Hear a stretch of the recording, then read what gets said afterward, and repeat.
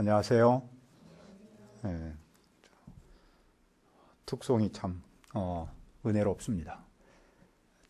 요즘 같은 시대에 하나님께서 우리와 함께 하셔서 또 늘 하나님만을 따르는 그런 우리의 교회가 되기를 기대합니다. 이 시간에 우리 은혜 받고자 하는 말씀의 제목은 하나님께 드리라입니다. 요절 말씀은 로마서 6장 13절인데 우리 다 같이 한번 읽겠습니다. 시작. 또한 너희 지체를 불의의 무기로 죄에게 내주지 말고 오직 너희 자신을 죽은 자 가운데서 다시 살아난 자 같이 하나님께 드리며 너희 지체를 의의 무기로 하나님께 드리라. 은혜로우신 아버지 하나님, 이 시간에 저희들이 온라인과 오프라인으로 예배합니다. 어디에서 예배하든지 성령 하나님께서 우리와 함께 하시고 우리에게 필요한 말씀을 주옵소서. 성령님께서 로마서 말씀을 통해서 이 한 주간 동안 우리가 어떻게 살 것인가를 가르쳐 주시고 인도하여 주시옵소서. 예수님의 이름으로 기도합니다. 아멘. 우리는 예수 그리스도를 믿음으로 영생에 이르렀습니다. 다시 말하면 우리의 신분이 바뀌었습니다. 신분이 바뀌었다는 것을 우리가 삶의 현장에서 얼마나 인식하고 있습니까? 또 우리가 달라진 삶의 신분에 맞게 어떻게 살아야 합니까? 첫째, 여기라. 우리는 오직 그리스도의 은혜로 죄를 용서받고 영생을 얻었습니다. 죄가 많은 사람일수록 은혜도 컸습니다. 그런즉 우리는 더 큰 은혜를 받으려고 죄에 살 수 있을까요? 그럴 수 없습니다. 우리는 죄에 대해서 이미 죽었기 때문입니다. 물론 우리가 죄를 전혀 짓는 것은 아닙니다. 우리도 유혹을 받아서 때로는 죄를 짓습니다. 하지만 우리는 지속적으로 반복적으로 죄를 짓는 것은 아닙니다. 우리는 언제 어떻게 죄에 대하여 죽었습니까? 3절을 읽읍시다. 시작. 무릇 그리스도 예수와 합하여 세례를 받은 우리는 그의 죽으심과 합하여 세례를 받은 줄을 알지 못하느냐. 세례는 물속으로 몸을 완전히 잠기거나 아니면 물을 뿌리는 의식을 말합니다. 합하여라는 말은 안으로라는 뜻인데 세례 받는 사람이 그리스도 안으로 들어가는 것을 말해요. 그러므로 예수를 믿고 세례를 받으면 그분의 죽으심 안으로 내가 들어가는 겁니다. 따라서 그분이 십자가에서 죽으실 때 우리도 함께 죽었습니다. 우리를 지배했던 죄도 그분과 함께 장사했습니다. 그래야 우리는 새 생명 가운데서 삽니다. 이제는 죄와 상관없는 새로운 삶을 사는 것이죠. 그 삶에 그리스도의 부활과는 어떤 연관이 있습니까? 5절을 보십시오. 만일 우리가 그의 죽으심과 같은 모양으로 연합한 자가 되었으면 또한 그의 부활과 같은 모양으로 연합한 자가 되리라. 우리는 그분의 죽으심은 물론이고 부활에도 같은 모양으로 연합했습니다. 우리는 그리스도의 죽음에 참여했듯이 그분의 부활에도 똑같이 참여했습니다. 우리가 십자가와 연합한 데는 무슨 뜻이 있습니까? 그것은 우리가 더 이상 죄의 종노릇하지 않는다는 뜻입니다. 죄의 지배를 받던 인간은 십자가를 통해서 결정적인 전환을 맞은 것이죠. 죄인의 시대에는 그리스도 안에서 이제는 다 끝나버렸습니다. 불신자는 죄를 섬기지 않을 자유가 없었습니다. 그러나 이제 신자는 죄에게 종노릇하지 않습니다. 해방했기 때문입니다. 어떤 특정한 죄를 지을 수는 있지만 죄의 지배 아래서 계속해서 죄를 짓는 일을 더는 하지 않습니다. 왜냐하면 우리는 죄에서 벗어나서 의롭다 하심을 얻었기 때문입니다. 우리가 그리스도와 함께 죽었으면 그리스도와 함께 다시 살아날 줄을 알아야 합니다. 그리스도의 죽음과 부활을 분리할 수 없기 때문입니다. 그리스도와 함께 죽은 자는 또한 그리스도와 함께 살 줄을 믿습니다. 그 이유가 무엇입니까? 9절을 읽읍시다.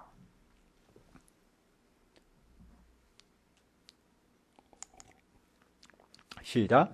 이는 그리스도께서 죽은 자 가운데서 살아나셨음에 다시 죽지 아니하고 사망이 다시 그를 주장하지 못할 줄을 알미로라. 그리스도는 하나님의 능력으로 죄와 사망의 지배를 깨뜨리고 이제는 그 죽음을, 죄를 정복하셨습니다. 주권을 가진 분은 사망이 아니라 바로 예수 그리스도이십니다. 죄가 지배하는 최종적 결과는 죽음입니다. 그러나 그 죽음은 그리스도의 죽음과 부활을 통해서 완전히 무너지고 말았습니다. 죽고 말았습니다. 그러므로 그리스도와 함께 죽고 살아난 우리는 사망의 지배를 받지 않습니다. 이제는 영원한 생명 안에 있습니다. 우리는 성경에서 가르치는 이 사실을 알아야 합니다. 어떻게 이런 일이 가능합니까? 그가 죽으심은 죄에 대하여 단번에 죽으시며 그가 살아계심은 하나님께 대하여 살아계심이니, 그리스도의 죽으심은 죄에 대하여 단번에 영원한 효력을 가집니다. 그리스도는 그 몸을 십자가에서 제물로 드리심으로써 하나님께서 원하시는 그 영원한 생명의 열매를 맺으신 겁니다. 속죄를 완성하신 것이죠. 그리고 그분이 사시는 생명은 이제는 끝이 없습니다. 이 사실이 우리에게 주는 의미는 무엇입니까? 11절을 읽읍시다.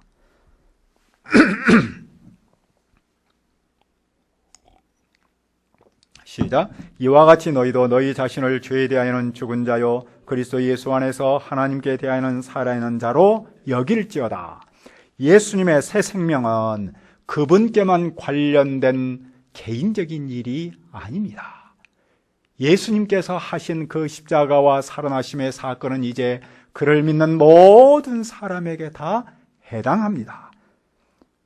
예수님의 죽음과 부활은 성도의 삶의 패러다임 시프트, 전환을 가져올 수 있는 것이죠. 부활하신 그리스도는 새 인류의 정형이기 때문입니다. 그러므로 우리는 자신에 대해서 어떻게 생각해야 합니까? 살아있는 자로 여길지어다. 여기라는 말은 강한 확신, 즉 반드시 그렇게 생각하라는 뜻입니다.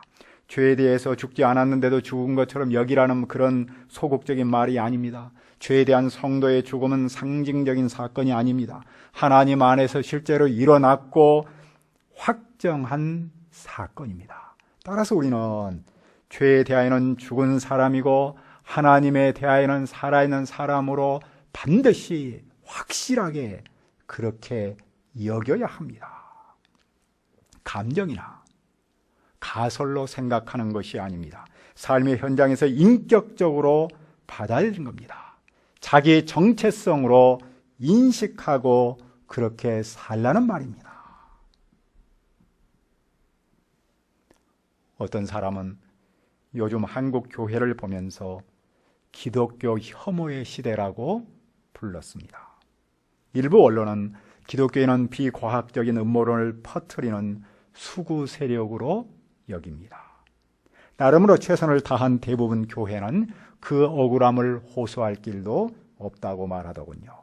이런 현실에서 우리의 정체성, 존재감을 지킨다는 것은 사실 쉽지 않습니다. 하지만 역으로 이때야말로 우리의 정체성, 우리의 존재감을 지키고 우리 자신이 스스로 확신해야 할 때가 아니겠습니까?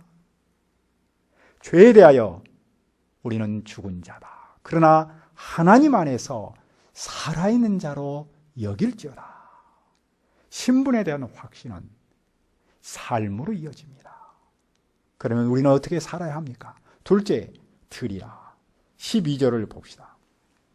그러므로 너희는 죄가 너희 죽을 몸을 지배하지 못하게 하여 몸의 사욕에 순종하지 말고. 우리는 몸의 욕심을 따라서 살지 않아야 합니다. 몸의 사욕은 무엇입니까? 그것은 하나님의 뜻과 반대하는, 하나님의 뜻에 거슬리는 인간의 죄악된 욕망을 말하겠죠. 더 가지려는 마음, 혹은 절제하지 못하는 마음, 그런 모든 인간의 본성을 말합니다. 하나님의 아들, 딸이라는 새로운 신분을 가진 우리는 이런 욕망을 절제하고 이런 욕망에 따라서 살아서는 안 되는 거죠. 그럼 우리가 어떻게 살아야 합니까? 13절을 다시 한번 우리 읽읍시다. 시작. 또한 너희 지체를 불의의 무기로 죄에 내주지 말고 오직 너희 자신을 죽은 자 가운데서 다시 살아난 자 같이 하나님께 드리며 너희 지체를 의의 무기로 하나님께 드리라. 불의의 무기란 불의의 목적을 가지고 삼는 그런 무기를 말하겠죠. 하나님께서 원하시는 삶이 아닌 인간의 죄악된 욕망대로 살고자 하는 그런 삶의 모습이겠죠. 의의 무기는 당연히 하나님의 뜻대로 사는 것이면서 하나님의 영광을 위해서 사는 삶이라고 표현할 수 있을 겁니다. 그런데 왜 우리 지체를 무기라고 표현했을까요? 그것은 삶의 현장을 전투로 전제하고 있는 것이죠. 우리는 사탄과 싸우는 존재입니다. 이 싸움에서 우리의 몸은 무기입니다. 그 무기를 누가 어떻게 가지고 싸우느냐에 따라서 그 싸움의 결과가 달라지겠죠. 한편 무기를 도구로 생각할 수 있습니다. 도구란 무슨 의미입니까? 누가 사용하느냐에 따라서 그 결과가 다르지요. 칼을 부엌에서 사용했을 때와 흉기로 사용했을 때는 그 결과가 완전히 다릅니다. 이처럼 우리 몸도 누가 어떻게 사용하느냐에 따라서 그 열매가 완전 다릅니다. 우리는 내 지체를 어떻게 사용해야 합니까? 하나님께 드리라. 11절에서는 여기라라는 동사를 썼는데 여기서는 드리라라는 동사를 씁니다. 여기라라는 동사를 전문적으로는 인식 동사라는 표현을 쓰고 드리라라는 말은 행위 동사라고 표현합니다. 그러니까 인식 동사가 있을 때 행위 동사로 이어지는 것이죠. 그리고 행위 동사의 뿌리는 인식 동사입니다. 즉 드리라는 말의 출발은 여기라에 있고 여기라의 열매는 드리라에 있다는 겁니다. 우리는 죽은 사람들 가운데서 살아난 사람입니다. 그런 사람답게 우리의 지체를 의의 도구로 하나님께 드려야 합니다.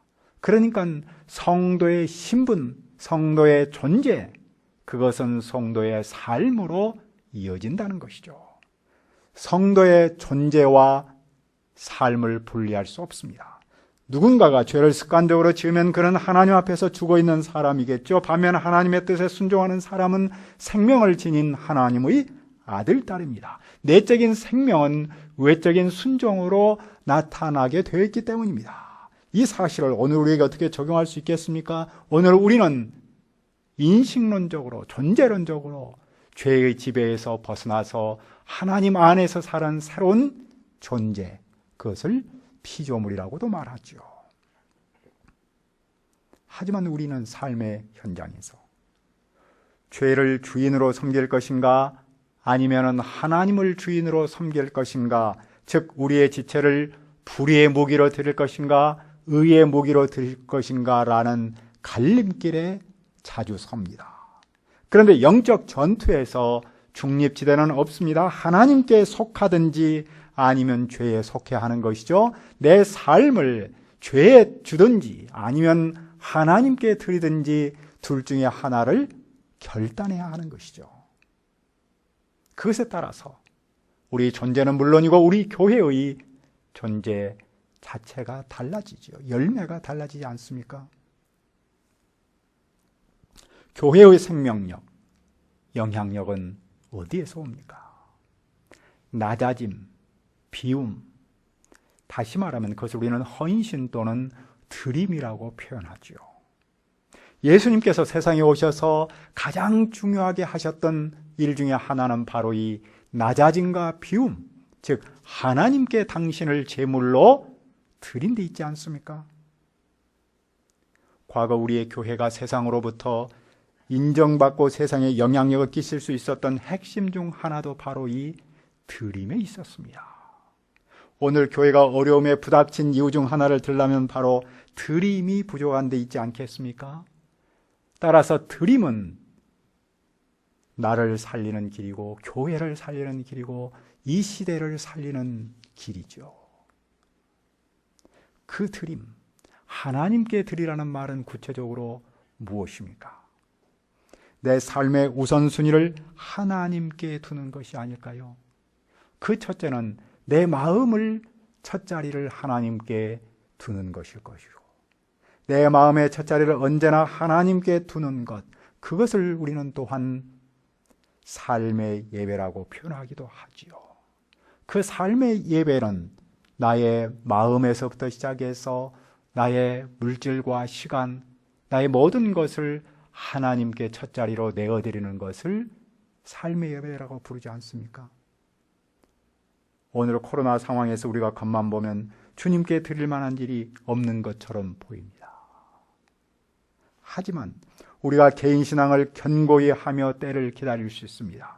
우리의 허약한 영적 체질을 건강하게 할 수 있습니다. 우리가 어디에서든지 무엇을 하든지 주님께 마음을 드린다면 그것이 바로 하나님께 드리는 삶이겠죠. 그래서 우리는 삶의 예배라고 부르지 않습니까? 우리가 나를 낮추고 비우고 드림을 통해서 삶의 예배가 살아나기를 바랍니다. 그리하여 우리의 교회가 세상에 다시 한번 소금의 역할을 할 수 있기를 소망합니다. 우리가 하나님께 드리는 삶을 살 때 따르는 복은 무엇입니까? 14절을 읽읍시다. 시작. 죄가 너희를 주장하지 못하리니 이는 너희가 법 아래 있지 아니하고 은혜 아래 있음이라. 우리가 하나님께 드리는 삶을 살면 죄가 우리를 주장하지 못합니다. 죄가 우리의 주인이 되어서 우리의 삶을 지배하는 일은 더는 없습니다. 왜냐하면 우리가 율법 아래 있지 않고 은혜 아래 있기 때문입니다. 그러므로 우리는 더는 죄를 짓지 않습니다. 우리는 죄가 지배하는 사망의 질서에서 은혜가 지배하는 은혜의 세계로 옮겼기 때문입니다. 이것을 존재 질서의 변화, 주권 영역의 변화를 체험한 것이라고 부릅니다. 그러므로 우리는 무엇을 알아야 합니까? 너희 자신을 종으로 내주어 누구에게 순종하든지 그 순종함을 받는 자의 종이 되는 줄을 너희가 알지 못하느냐. 다시 말하면 죄의 종으로 사망에 이르고 순종의 종으로 의에 이르느니라. 종의 특징은 무엇입니까? 그것은 주인에게 순종하는 겁니다. 옛 시대의 사람은 죄에 순종했습니다. 하지만 새 시대의 사람은 하나님께 순종합니다. 우리가 순종하는 대상이 바뀐 것이죠. 그런데 어떤 종도 두 주인에게 동시에 순종할 수 없습니다. 따라서 우리는 죄에게 순종하든지 아니면 하나님께 순종하든지 둘 중에 하나를 한다는 것이죠. 다시 말하면 죄에게 드리든지 하나님께 드리든지 둘 중에 하나만 있는 것이지 동시에 할 수 없다는 겁니다. 그런데 그 결과는 어떠합니까? 우리가 죄를 주인으로 모시면 사망에 이릅니다. 하지만 그리스도를 주인으로 모시면 의에 이릅니다. 하나님과 바른 관계성을 맺고 영원한 생명을 누리는 것이죠. 사도는 왜 하나님께 감사합니까? 너희가 본래 죄의 종이더니 너희에게 전하여 준 바 교훈의 본을 마음으로 순종하였기 때문입니다. 무슨 말입니까? 바울이 감사한 것은 로마 교회가 섬김의 대상을 바꿨기 때문입니다. 순종의 대상을 바꿨기 때문입니다. 그들이 그렇게 할 수 있었던 것은 그들 자신이 결단한 것이지만 사실은 하나님께서 그렇게 도와주셨기 때문입니다. 그 사실을 감사합니다. 과거에 그들은 종의 종이었는데 지금은 교훈의 본, 즉 가르침의 표준에 순종했기 때문입니다. 그것은 곧 복음에 순종한 것이죠. 그들이 복음에 순종한 결과는 무엇입니까? 죄에서 해방하여 의의 종이 되었습니다. 그들은 새 주인을 섬기며 그분께 순종합니다. 그들은 하나님과 새로운 관계를 맺으며 하나님의 아들, 딸로서 모든 복을 누리며 자유롭게 삽니다. 그는 이 사실을 다시 한번 이렇게 설명합니다. 왜냐하면 그들이 육신이 연약해서 영적인 세계를 잘 모르기 때문입니다. 전에 그들은 자기 지체를 더러움과 불법의 종에 내맡겼습니다. 하지만 이제는 그들의 지체를 의의 종으로 바쳐서 거룩함에 이르도록 하고 있습니다. 그들이 과거의 종이 종의 종으로 죄의 종으로 살았을 때는 하나님과는 아무런 상관이 없었습니다. 사람이 죄의 지배를 받으면 의의 지배와는 상관이 없기 때문입니다. 그러면 그때 무슨 열매를 맺었습니까? 21절을 보십시오. 너희가 그때 무슨 열매를 얻었느냐? 이제는 너희가 그 일을 부끄러워하나니 이는 그 마지막이 사망입니다. 과거의 로마 교회가 예수를 믿기 전에는 전부 불법에 자기 자신을 드렸습니다. 그때 그들이 맺었던 열매를 지금 생각하니까 몹시 부끄러웠습니다. 왜냐하면 사망의 열매를 맺었기 때문입니다. 하나님을 떠나 있는 상태가 사실은 이미 죽음이죠. 그러나 이제는 어떻게 바뀌었습니까? 22절을 읽읍시다. 시작. 그러나 이제는 너희가 죄로부터 해방되고 하나님께 종이 되어 거룩함에 이르는 열매를 맺었으니 그 마지막은 영생이라. 이제는 죄에서 해방을 받고 하나님의 종이 되었습니다. 하나님을 새 주인으로 섬기고 있습니다. 그리하여 거룩함에 이르는 열매를 맺었습니다. 그 최종적 열매야말로 바로 영생입니다. 성도의 거룩한 삶은 영생으로 이어지죠. 어떻게 이런 열매를 맺습니까? 23절로 말씀합니다. 죄의 삭은 사망이요 하나님의 은사는 그리스도 예수 우리 주 안에 있는 영생이니라. 삭은 당시 군인들이 군대 생활을 하고 받는 품삯 또는 일한 사람이 일한 대가로 받는 품삯입니다. 그러니까 그들이 사망을 품삯으로 받았다는 뜻입니다. 무슨 뜻입니까? 그들이 지은 죄의 벌로, 죄의 대가로 그들은 죽음을 그 삭수로 받았습니다. 그런데 하나님의 은사는 하나님께서 당신을 새 주인으로 섬기는 자에게 주시는 선물입니다.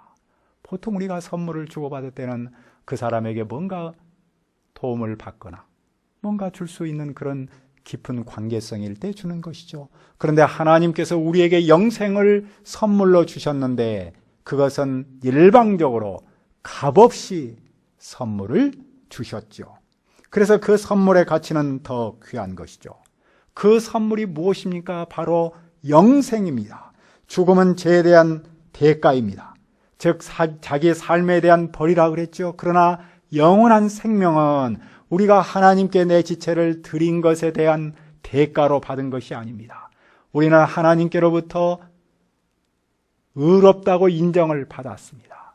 우리는 믿음으로 하나님께로부터 아들, 딸이라고 인정을 받았습니다. 그래서 우리는 우리의 몸을 하나님께 드릴 뿐입니다. 그런데 하나님께서 그런 우리에게 일방적으로 값없이 선물로 영생을 주신 겁니다. 따라서 하나님께서 우리에게 주신 영생이야말로 오직 은혜인 것이죠. 그러면 이런 은혜를 받은 오늘 우리는 어떻게 살아야 합니까? 삶은 정체성에 대한 인식에서부터 시작한다고 말했습니다. 즉 여기라. 우리가 누구인가? 존재, 정체성을 먼저 인식해야 합니다. 우리는 믿음으로 의롭다함을 받았습니다. 다시 말해서 우리는 믿음으로 하나님의 아들, 딸입니다. 그러므로 우리는 그 신분에 맞는 삶을 살아야 합니다. 그 삶의 핵심은 무엇입니까? 하나님께 드리라. 이기적이고 자기 중심적인 세상에서 이 말씀을 우리가 실천할 수 있습니까?